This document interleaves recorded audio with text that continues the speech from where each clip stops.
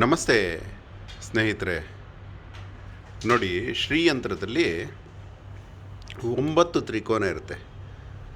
1 2 3 4 5 6 7 8 9. ಅಂದರೆ ಕೆಳಮುಖವಾಗಿ 5 ತ್ರಿಕೋನ ಇರುತ್ತೆ. 1 2 3 4 5. ಮೇಲ್ಮುಖವಾಗಿ 4 ಇರುತ್ತೆ. 1 2 3 4. ಯಾಕೆ ಹೇಳ್ತಾ ಇದ್ದಾರೆ ಅಂದರೆ, ಮೇಲ್ಗಡೆದು ಶಿವನ ಪ್ರತೀಕ 4, ಕೆಳಗಡೆದು ಪಾರ್ವತಿಯ ಪ್ರತೀಕ. ಇದು ಒಂದು ಲೆಕ್ಕಾಚಾರ. ಆದರೆ ಇವತ್ತು ಯಾಕೆ ಇದನ್ನು ಹೇಳಬೇಕು ಅಂದರೆ, ಇವತ್ತು ಅಹೋರಾತ್ರನಿಗೆ ಒಂದು ರುದ್ರಾಕ್ಷಿ ಕಣ್ಣಿಗೆ ಬಿತ್ತು. ಆ ರುದ್ರಾಕ್ಷಿ ಗೌರೀಶಂಕರ ರುದ್ರಾಕ್ಷಿ ಅಂತ, ತುಂಬ ಶ್ರೇಷ್ಠವಾದ ರುದ್ರಾಕ್ಷಿ. ಅಂದರೆ ಶಿವ ಪಾರ್ವತಿ ಇರೋದು, ಅಂದರೆ ಪ್ರಾಕೃತಿಕವಾದ ಒಂದು ರುದ್ರಾಕ್ಷಿ. ಅಂದರೆ ಪ್ರಕೃತಿಯ ಶ್ರೀಚಕ್ರ ಅಂತ ಹೇಳ್ಬೋದು. ನೋಡಿ, ಇಲ್ಲೇ ಇಡೋಣ, ನೀಟಾಗಿ ನೋಡಿ ರುದ್ರಾಕ್ಷಿ ಎಷ್ಟು ಚೆನ್ನಾಗಿದೆ.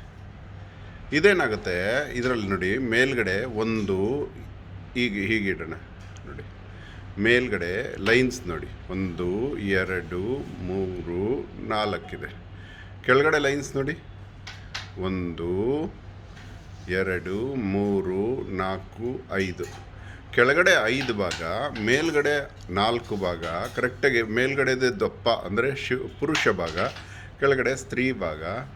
ಎಷ್ಟು ಅದ್ಭುತ ಅನ್ನಿಸ್ಬಿಡ್ತು, ಆಶ್ಚರ್ಯ. ಪ್ರಕೃತಿಯಲ್ಲಿ ಕೂಡ ಪ್ರಕೃತಿಯ ಒಂದು ಉದಾಹರಣೆಯಾದ ಶ್ರೀಚಕ್ರ. ಅಂದರೆ ಪ್ರಕೃತಿ ಹೇಗೆ ಹುಟ್ಟು ಬಂತು, ಜಗತ್ತು ಹೇಗೆ ಹುಟ್ಟಿ ಬಂತು ಅನ್ನೋ ಒಂದು ಶ್ರೀಚಕ್ರದ ಮಾದರಿ ಪ್ರಾಕೃತಿಕವಾಗಿ ಹುಟ್ಟಿ ಬಂದ ರುದ್ರಾಕ್ಷಿಯಲ್ಲಿ ಕಂಡು ಬಂತು.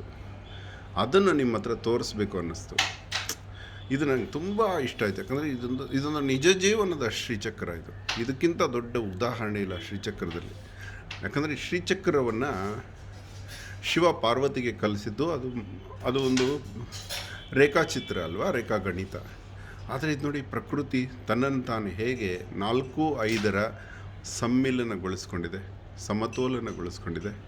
ನೋಡಿ, ಮೇಲ್ಗಡೆ 1 2 3 4 ಲೈನ್ ಇದೆ, ಕೆಳಗಡೆ 1 2 3 4.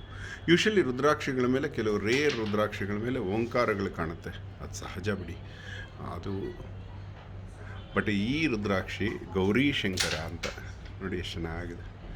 ಗೌರೀಶಂಕರ ತುಂಬ ಅದ್ಭುತವಾದ ರುದ್ರಾಕ್ಷಿಗಳಲ್ಲಿ ಒಂದು. ಸಿಗೋದು ರೇರು, ಹುಟ್ಟಿನಲ್ಲೇ ಇದು ಕವಲಾಗಿ ಹುಟ್ಟಿರುತ್ತೆ. ಧನ್ಯವಾದ. ಅಹೋರಾತ್ರ.